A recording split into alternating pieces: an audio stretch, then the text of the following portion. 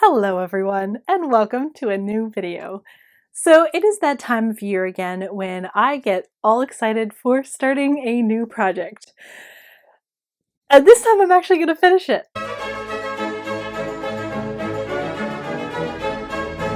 So before you come at me, I know I still have the Worth gown, the 1880s gown, and the maternity gown projects to finish, but I found another one. My new project I am titling the Pansy Gown Project, or the Pansy Project. Earlier this year, I posted a video about visiting the Dressed for History exhibit in Vancouver, and there was a gown that caught my eye that I decided I needed to recreate. And it is none other than this 1890s evening gown ensemble. So this is going to be a three-piece project. It has the velvet ombre cape. It also has a beautiful 7-gore skirt and then an evening bodice. Now this project is going to be quite intense. Just looking at the capelet alone, it has extensive amounts of beading and sequins all over this thing, and the ombre velvet, and the lace, and there's a lot of components that go into this project. For this project, I actually did have to restart my 30-meter challenge.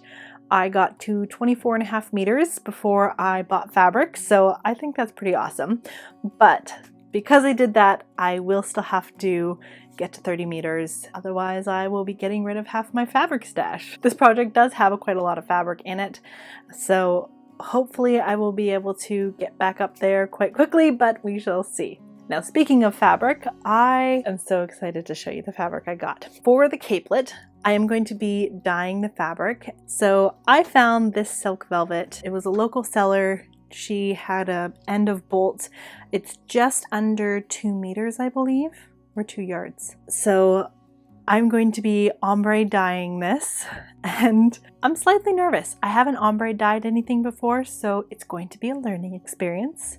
Wish me luck. I'm not terrified at all. So that is going to be for the capelet. Now, historically, the velvet that they had for this was much thicker velvet. This is a silk rayon velvet, not a pure silk, but it does have a lot of movement and not a lot of body. So I saw somewhere that if you add a woven interfacing to the back of silk velvet, you can get it to replicate what silk velvet would have done in the 1890s. So that's the plan. We'll see how it goes. For the main fabric, I am going to be using this beautiful tangerine and gold shot taffeta. Now this is not a silk taffeta, and it is a little bit on the thinner side, but I saw it on Etsy and I fell in love with it, so I purchased it.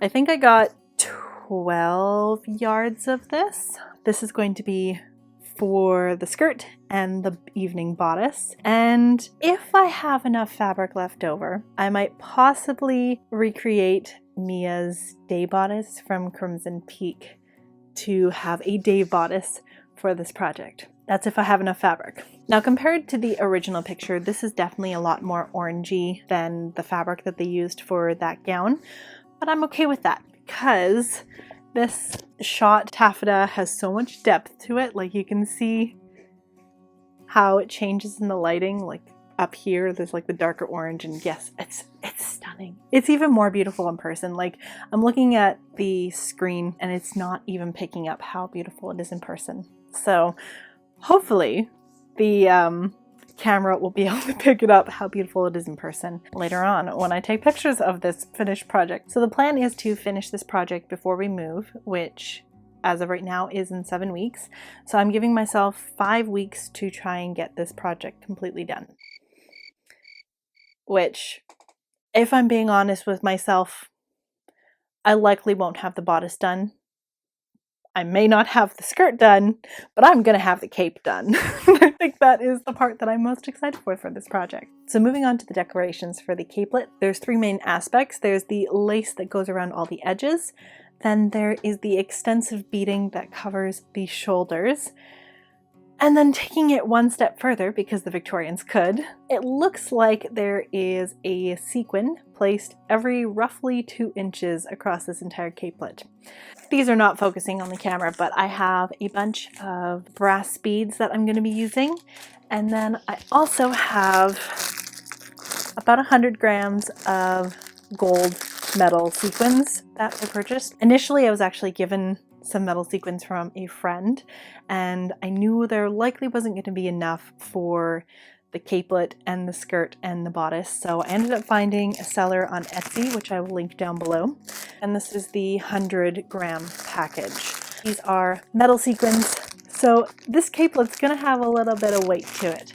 So that is my plan for this project. I'm really hoping I get it done in time. Realistically, I know I'm pushing myself right now time-wise, but I am being slightly optimistic, and who knows, I might surprise myself. So that is the plan for the next 7 weeks, and then we shall see what comes after that. So this may be my last big project for the year. I don't know what our living situation is going to look like in 7 weeks. We may have a house with a sewing room, we may not. And if we don't, then I will roll with the punches and we shall make do with what we have. At least we'll have a roof over our head. So this is all in God's hands right now. Alright, that's it for today. Thank you so much for watching this far. Let me know down below if you have any plans for the autumn season and if you have any big projects on your horizon. I hope you guys have a lovely day, and I will see you next time. Bye!